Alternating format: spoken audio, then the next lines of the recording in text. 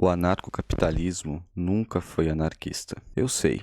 Essa sentença pode soar meio estúpida e sem sentido no início. Afinal, o movimento que leva a palavra anarco no nome só pode ser anarquista, não é? Bom, a resposta curta é não. E nós temos vários outros exemplos de que não funciona assim. Anarcoprimitivismo, anarcotranshumanismo, anarcoindividualismo, nacional-anarquismo e etc. Não é porque algo leva a palavra anarco no nome que automaticamente pode ser considerado anarquista. É o mesmo que dizer que existe o comunismo capitalista ou mesmo o socialismo capitalista. São água e óleo, não se misturam. A questão é que a própria história do movimento anarquista estipula um conjunto de critérios para considerar ou desconsiderar o movimento enquanto anarquista, mas acentuar histórica e materialmente não é algo que os defensores do anarcocapitalismo gostam de fazer. Na verdade, eles repudiam isso, taxam de marxismo e dão a questão por encerrada. Mas o fato é, o anarquismo, ao longo de sua história, se apresenta como uma corrente social e politicamente dentro dos circuitos socialistas e comunistas, tendo como principais oponentes o Estado, o capitalismo e o autoritarismo. O problema é que, na contemporaneidade, o anarquismo se tornou sinônimo de negação. Qualquer grupo político que negue alguma dimensão da sociedade contemporânea pode, segundo o senso comum do que é o anarquismo, ser anarquista. E isso não poderia estar mais equivocado. O anarquismo, para além da sua dimensão negativa, ou seja, a sua negação em relação a algo, possui uma dimensão positiva, ou seja, uma proposta e um modelo ou modo de sociedade. Claro que os anarquistas históricos divergiram também entre si, mas existia um mínimo comum entre eles: a luta contra o capitalismo e contra o Estado. E esse mínimo comum serviu para criar e organizar os movimentos e as lutas do anarquismo, apesar de todas as divergências que havia entre os segmentos do movimento. Ou seja, funcionava muito mais como uma unidade descentralizada do que como uma orgia de contradição e desmonte interno. Isso, infelizmente, se perdeu ao longo do século XX, tanto por conta da propaganda liberal e da propaganda bolchevique, como por conta, e aqui cabe uma autocrítica,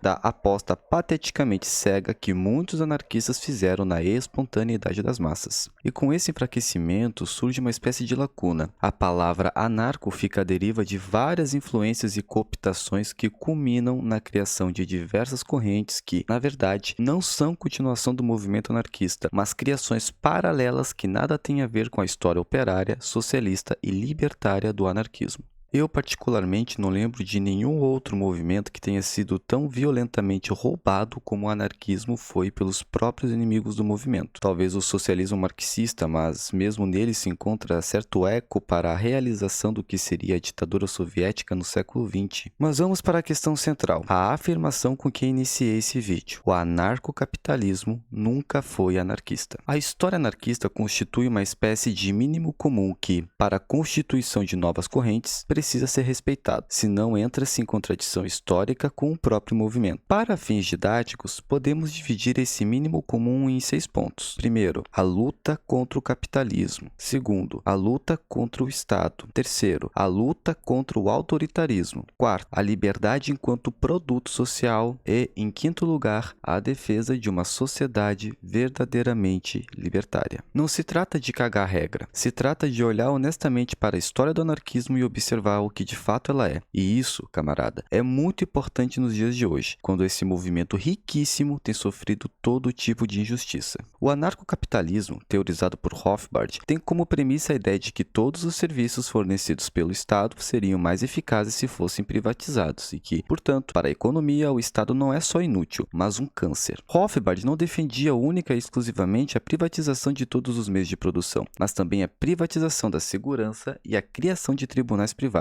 Para ele, esses serviços melhor seriam executados se, com o estímulo do livre mercado, tivessem que fornecer um serviço melhor que os da concorrência. Além do mais, privatizar, para Rothbard, é uma questão moral. Ninguém tem o direito de comandar ninguém, nem de violentar, nem de invadir a propriedade de ninguém, e o anarcocapitalismo assegura a inexistência desse direito. Retomando ao outro ponto. Para Rothbard, o livre mercado puniria as empresas que fornecessem serviço de péssima qualidade. Por exemplo, um grupo de empresários contrata uma equipe de segurança para cuidar de uma fábrica e, durante o turno noturno, um grupo invade e saqueia essa fábrica. Rothbard acreditava que os danos que a empresa contratante sofreu afetariam a empresa contratada, de forma que ela perderia espaço para a concorrência que poderia oferecer serviços melhores. Ou no caso de um tribunal privado. Um tribunal é contratado para resolver um impasse acerca da invasão de propriedade de pessoa X pela pessoa Y. Se o tribunal arbitrasse de forma equivocada neste processo, a pessoa afetada por tal decisão não tornaria a recorrer a este tribunal privado e várias outras pessoas também o fariam, diminuindo, assim, a clientela e, consequentemente, o valor de mercado do tribunal, fazendo com que ele perdesse espaço para a concorrência. Outra coisa importante na teoria de Rothbard é o princípio da não agressão. É basicamente o princípio de que a violência física ou a propriedade é justamente o que deve ser evitado na sociedade. Se ocorrer violação de tal princípio, as partes envolvidas deverão recorrer às suas APDs, agências privadas de defesa, e contratar um tribunal, de forma imparcial, para dar resolução ao caso e reconstituir a vítima. Se uma das APDs, por exemplo, fizerem uma representação ruim, elas perdem espaço no mercado, o mesmo para o tribunal, caso tenha tomado uma decisão suspeita. Ok, é um resumo muito simples de uma teoria muito volumosa, mas vai servir para o objetivo deste vídeo. Além do mais, se você parou aqui, provavelmente você já conhece o anarcocapitalismo. Portanto, não preciso ficar fazendo pontuações complexas e trazendo conceitos hayekianos e tudo mais, né? O que se pode observar no anarcocapitalismo é que o mecanismo do capitalismo não só não deve ser abolido, como também deve ser preservado, sendo considerado o ouro da sociedade. E quando falamos de capitalismo, estamos falando de propriedade privada dos meios de produção, divisão social do trabalho, sociedade de classes e lucro. A propriedade privada dos meios de produção trata-se da posse legal e exclusiva de todos os recursos necessários para a produção de riqueza e o direito ao lucro. Fábricas, grandes maquinários, terras produtivas, plataformas digitais e etc. entram nessa conta. Lucro é a apropriação da riqueza gerada pelo trabalho coletivo que excede o valor pago como salário. Os meios de produção são tudo aquilo que é utilizado para criar novos bens ou fornecer serviços em escala, diferenciando-se assim da propriedade pessoal. Por exemplo, uma fábrica de plástico produz valor, uma fazenda de soja produz valor. Agora, o seu carro, a sua escova de dentes e sua cama, isso é propriedade pessoal. Você usa para viver, não para explorar o trabalho alheio. Ah, mas eu posso fazer um Uber com meu carro? Cuidado com a pegadinha. Quando você faz Uber, seu carro vira uma ferramenta de trabalho. Sim, mas note a diferença. Você não se tornou um capitalista burguês. Você se tornou um trabalhador que precisa custear a própria ferramenta para ser explorado por quem detém o verdadeiro meio de produção gigantesco, o aplicativo e o algoritmo. O dono do aplicativo lucra bilhões sem dirigir 1 quilômetro, apenas controlando o meio que conecta o passageiro ao motorista. O mesmo vale para a sua casa. Se você dorme nela, é posse. Se uma imobiliária é dona de 500 casas e vive de aluguel sem nunca pisar nelas, aí essas casas viram capital, o meio de extrair renda do trabalho alheio. Agora você deve estar pensando, e se o dono do carro aprender programação e programar um aplicativo dele, e que ele fica com 100% do trabalho que ele realizou? E é uma pergunta muito boa e justa, e responderei ela mais adiante. Por agora, vamos focar na exposição do que é o capitalismo para a teoria anarquista e também para a teoria marxista em geral. Mas antes, vamos entender o que é a divisão social do trabalho. Para falar da divisão social do trabalho, eu vou recorrer ao exemplo do lápis usado por Milton Friedman. É importante ressaltar aqui, no entanto, que Friedman não era ANCAP e que, na verdade, Rothbard o odiava. Apesar disso, a divisão social do trabalho defendida por Friedman é central no capitalismo e, consequentemente, no anarcocapitalismo. Friedman mostra um lápis à plateia e anuncia: não há uma só pessoa nessa plateia capaz de fabricar este lápis. A sua madeira veio de um cedro em Washington. O seu grafite veio da América do Sul. A sua borracha veio de uma seringueira na Malásia. E o seu transporte envolveu aviões, caminhões, navios e trens, envolvendo assim milhares de pessoas dentro do processo de criação do lápis. Friedman chamava isso de milagre do sistema de preços. Pessoas que nunca se conheceram na vida acabam, através do sistema de preços, colaborando umas com as outras, fazendo assim com que seja possível que a nossa sociedade produza riqueza. O ponto central aqui é, de fato, a divisão social do trabalho, a nossa querida DST. Os indivíduos precisam se engajar em uma função específica para que a produção do lápis seja possível. Sem a divisão social do trabalho, sem a atribuição a funções específicas dentro da cadeia produtiva, não seria possível sequer fazer um lápis, como Friedman demonstrou. A divisão social do trabalho já havia sido teorizada há um certo tempo pelo pioneiro da sociologia Émile Durkheim. Para Durkheim, a sociedade complexa é como um corpo humano. Algumas pessoas precisam ser as mãos, os pés, o cérebro, os olhos, o coração e etc. Grupos precisam se dividir em funções específicas para o funcionamento geral da sociedade. E esses grupos também se dividem em funções primárias, como trabalho manual e trabalho intelectual. O que acontece quando um desses órgãos ou membros não funciona corretamente ou, para seguir a analogia proposta por Durkheim, não recebe os recursos, neste sentido as pessoas, de que necessitam? O corpo inteiro colapsa. Essas duas analogias, por mais que simples, podem nos ajudar a entender o que é a divisão social do trabalho, a DST. E talvez não seja coincidência que a sigla seja essa. Eu creio que o lucro e a sociedade de classe já tenham sido devidamente explicados nas duas exposições feitas agorinha. Portanto, agora vamos indicar exatamente onde mora a incompatibilidade entre anarquismo e capitalismo. O capitalismo é a exploração do homem sobre o homem. Na história anarquista, a equação é simples. Só existem burgueses porque existe o roubo de parte da riqueza produzida por quem trabalha. O lucro nada mais é do que o trabalho não pago. Vamos fazer a autópsia de um produto para você entender o tamanho do problema. Pegue um carro popular sendo vendido na concessionária por 100 mil reais. Desses 100 mil reais, vamos tirar o que não foi o operário da montadora que fez ali na hora. Vamos tirar o custo do aço, do vidro, da borracha, da energia elétrica e o desgaste das máquinas. Chamamos isso de trabalho morto ou capital constante. Digamos que isso custe caro, 60 mil reais. Até agora sobraram 40 mil reais. Preste atenção aqui. O aço e a borracha parados no chão da fábrica valiam 60 mil reais. O carro pronto vale 100 mil. Quem criou esses 40 mil reais de valor novo? Não foi o dono da fábrica sentado no escritório. Não foi o acionista jogando golfe. Quem transformou metal em automóvel foi o trabalho vivo. O soldador, o montador, o pintor, o engenheiro e o faxineiro. Esses 40 mil reais são a riqueza social produzida pelo coletivo de trabalhadores. Agora a pergunta de $1 milhão.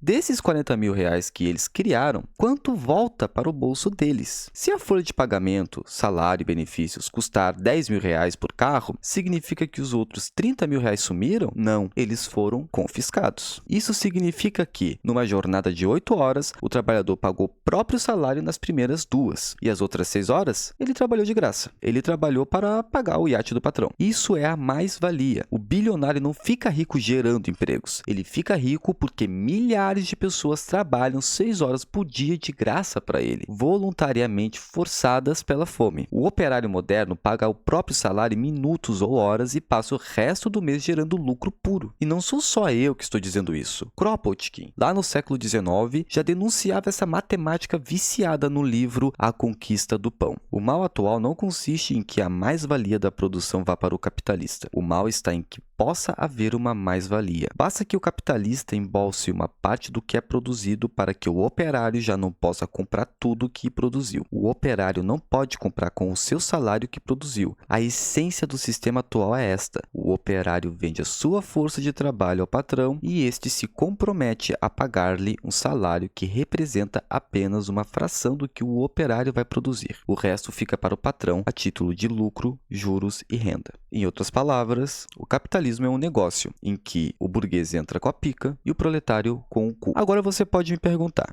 mas o motorista com seu carro não poderia aprender programação, criar o próprio aplicativo e ficar com 100% do lucro? O livre mercado permite isso. Como eu disse anteriormente, e agora eu vou responder essa constante pergunta. Essa é a falácia do empreendedorismo de palco. Poder, ele até pode. O código, ele escreve. Mas o meio de produção aqui não é só o software, é o monopólio da rede. O Uber não é poderoso porque tem um código bonito. É poderoso porque tem bilhões de dólares em capital que foram queimados em marketing para garantir que, quando você precisa de um carro, você abre o Uber e não o aplicativo do Zezinho. Para o Zezinho competir, ele precisaria de milhões em servidores, advogados, lobistas e publicidade. Sem esse capital, o aplicativo dele é um deserto digital. Não tem passageiro porque não tem motorista, e não tem motorista porque não tem passageiro. O Zezinho pode ter a ferramenta, que é o aplicativo, mas ele não tem o capital. E no capitalismo, quem tem a ferramenta, mas não tem o capital, continua sendo esmagado ou comprado por quem tem. E agora vem a pergunta de $1 milhão. E o seu João, que construiu um puxadinho no fundo do quintal e aluga para complementar a aposentadoria, ele é um burguês explorador? A resposta vai doer, mas precisa ser dita. Ele não é burguês, mas ele reproduz a lógica do capital por pura sobrevivência. Veja bem, o seu João João não é a BlackRock comprando bairros inteiros. Ele não tem poder político. Ele não controla a economia. Ele é um trabalhador precarizado. Mas a relação econômica ali é trágica. É um pobre explorando o outro pobre para não morrer de fome. O inquilino do seu João é outro trabalhador que entrega parte do salário dele para o seu João, apenas para ter onde dormir. O seu João usa esse dinheiro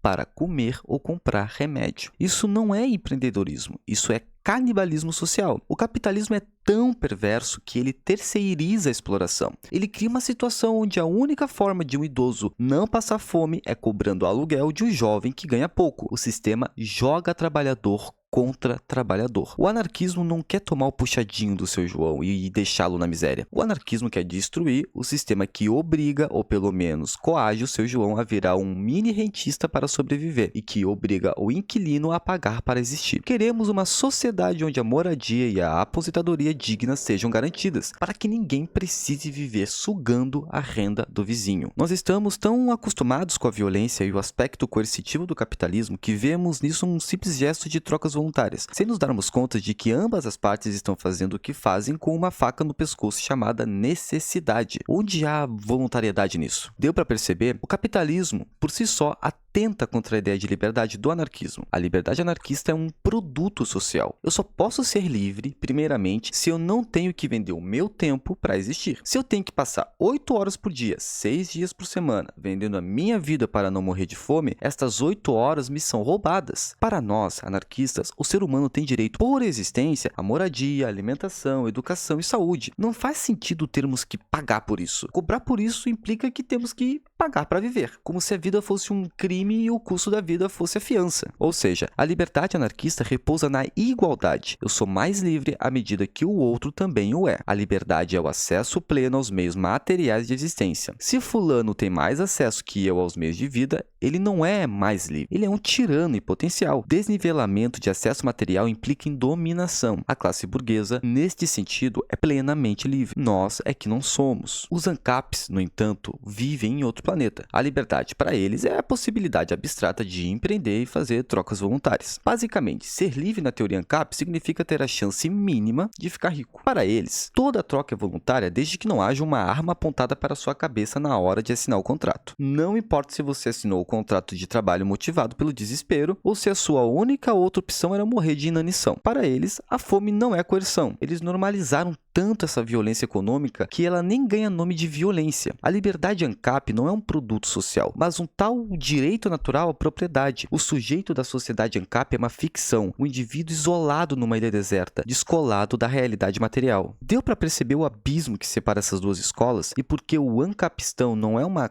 continuação do anarquismo, mas o seu completo avesso? Se ainda não, sem problemas. Vamos falar sobre a divisão social do trabalho, a querida DST. Eu sempre achei engraçado que, na analogia da divisão social do trabalho enquanto corpo, ninguém fala nada sobre o problema que é ser o cu. Todo mundo vai querer ser o cérebro numa sociedade em que existe um cu, certo? Mas o grupo dos que vão fazer parte do cérebro é minúsculo. A imensa maior parte vai ser as mãos, os braços, as pernas, os pés e, claro, o cu. O que Friedman vê como milagre do sistema de preço, nós, anarquistas, vemos como fruto da coerção do capitalismo. O lenhador de Washington não corta lenha porque ele quer contribuir para o livre mercado ou algo do gênero. Ele corta lenha porque ele não quer passar fome. Simples assim. E o mesmo vale para todos os outros agentes econômicos envolvidos no processo de produção do lápis, da analogia do Friedman. As pessoas cooperam apesar do capitalismo, não por causa dele. Qual outra opção, aliás, elas têm se não se jogar com tudo nesse sistema predatório e canibal? De novo, é fácil defender a divisão social do trabalho quando não é o seu corpo que está se fudendo no processo dessa divisão. A realidade é uma só. Enquanto uns são o cérebro, encarregados de pensar, estudar, aprender as artes e esse tipo de coisa, os outros são condenados a uma vida laboral dura, cruel, de enrijecimento intelectual, insensibilização cognitiva e pobreza infinita.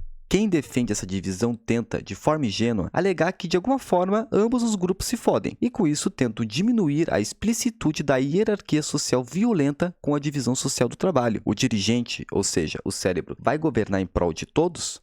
É claro que não. Ele vai governar em prol dele mesmo e de sua classe. Qual o interesse dele em elevar a qualidade de vida da imensa maioria, afinal, se isso implica necessariamente a diminuição do seu próprio poder político, social e econômico? Essa divisão entre cérebro e o cu não é uma simples divisão técnica, é dominação. O cérebro se mantém no poder, tomando as decisões que vão beneficiar a ele e se mantendo distante dos trabalhadores manuais, o resto do corpo. Nós, anarquistas, vemos como injustiça o fato de que, enquanto o filho da burguesia vai estudar o que ele quiser e escolher a dedo uma carreira que lhe agrade mais, uma determinada fração da imensa massa vai ser condenada ao trabalho manual de limpar calçada, transportar lixo, limpar fossa e etc. E qual é a solução anarquista para isso? A extinção da divisão social do trabalho. Calma, não surta. Isso não significa que a gente quer que o cirurgião pare a operação no meio para ir desentupir a fossa do hospital. Isso seria estupidez e anarquismo não é bagunça. O que nós propomos é a integração do trabalho e a educação integral. A lógica é a seguinte: se a divisão entre quem pensa, o cérebro, e quem faz, as mãos, serve apenas para criar hierarquia e dominação, a solução é juntar o cérebro e a mão na mesma pessoa. Kropotkin e Proudhon já cantavam essa pedra lá atrás. Nós queremos uma sociedade de seres humanos completos. Chega de formar especialistas alienados que só sabem apertar um botão ou acadêmicos arrogantes que não sabem trocar uma lâmpada. A educação anarquista ensinaria física e filosofia, sim, mas também ensinaria marcenaria, agricultura e mecânica. O objetivo é criar um mundo onde o engenheiro saiba sujar as mãos de graxa para consertar a máquina que ele projetou. E acredite em mim, ele projetaria uma máquina muito melhor se soubesse como ela funciona na prática. Queremos um mundo onde o escritor ou o cientista não tenham nojo do trabalho manual, mas participem dele. E sabe qual é a grande mágica disso? Quando todo mundo participa do trabalho manual necessário para a sociedade, plantar, limpar e construir, a carga de trabalho de cada indivíduo despenca. Se acabarmos com a classe ociosa dos cérebros que vivem de renda e burocracia e colocarmos todo mundo para colaborar, a jornada de trabalho necessária para viver bem cai para 4 ou 5 horas por dia. O resto do tempo é seu, para fazer arte, para fazer ciência, para vadiar, para ser livre de verdade. A solução anarquista não é transformar todo mundo em operário de fábrica, nem todo mundo em doutor de gabinete. É acabar com essa distinção. É entender que uma sociedade livre não pode ter um grupo que é o cérebro e outro que é o cu. Numa sociedade livre, o corpo social inteiro pensa e o corpo social inteiro trabalha. Isto é o que chamamos de trabalho integral. É devolver a dignidade e a inteligência para quem foi condenado a ser apenas uma engrenagem. Nas palavras de Kropotkin, aos que falam da divisão social do trabalho, nós respondemos com a integração do trabalho. O ideal da sociedade, isto é, o estado para o qual o bem-estar de todos nos deve conduzir, é uma sociedade onde cada indivíduo seja um produtor do trabalho tanto manual como intelectual, onde cada homem são e forte seja um operário e um artista, um cientista e um artesão. Em lugar de divisão social do trabalho, propomos a variação do trabalho. O homem não deve ser obrigado a fazer a mesma coisa o tempo todo. Ao variar suas ocupações, ele multiplica sua energia, aumenta sua capacidade de produzir e torna-se um ser humano completo. Chegamos ao ponto final, e ele se resume ao Estado. É aqui que a gente se olha e diz: ok, você também odeia o Estado, mas a gente odeia o Estado por motivos fundamentalmente diferentes. Para o ANCAP, o Estado é o mal em si, é o monopólio da coerção e o único ladrão. Eles focam na tirania política. Para nós, anarquistas, isso é apenas a metade da história. O Estado não é o chefe, ele é o gerente da burguesia. O Estado é o cão de guarda do capital. A função dele não é criar exploração. A exploração, a mais-valia, nasce na fábrica. A função do Estado é proteger a exploração. Ele usa a polícia e o exército para garantir a propriedade privada dos meios de produção, para despejar o inquilino que não pagou o aluguel e para quebrar a greve. Você, ANCAP, quer abolir o cão de guarda, o Estado, sem abolir o dono da casa, o capital. E o que acontece quando você abole o Estado público? Você o vende, você o privatiza, você o transforma no que vocês chamam de agências privadas de defesa, as APDs. As APDs não são a liberdade, são a polícia do bilionário. No ANCAPistão, se o seu João tiver um conflito com a BlackRock, a força policial não será neutra, o tribunal não será neutro, o serviço de defesa vai servir a quem paga mais caro pela assinatura. A lei será a lei do cliente mais rico. O ANCAP odeia o monopólio da força, mas defende um sistema que concentra o monopólio da riqueza, e onde a riqueza se concentra, a força sempre se concentra. O ANCAPistão, portanto, não é a anarquia, é o seu avesso, é a última fronteira do capitalismo, é a criação de um Estado privado, sem constituição, sem direitos civis e sem voto. Uma tirania de mercado onde a coerção não vem de um burocrata eleito, mas de um CEO bilionário. Enquanto o anarquismo luta pela libertação do homem, o ancapismo luta pela libertação do capital. A questão não é o Estado Estado ou não Estado. A questão é de quem é o poder? Para nós, deve ser de todos. Para o ANCAP, é de quem tiver mais dinheiro para comprar a polícia e o tribunal. Por isso, dizer que o ancapistão é uma forma de anarquismo não é apenas um erro teórico, é uma piada de péssimo gosto. É o completo avesso da nossa luta centenária. Eu sou o Anar Colorado e agradeço por você ter visto o vídeo até aqui. Até a próxima.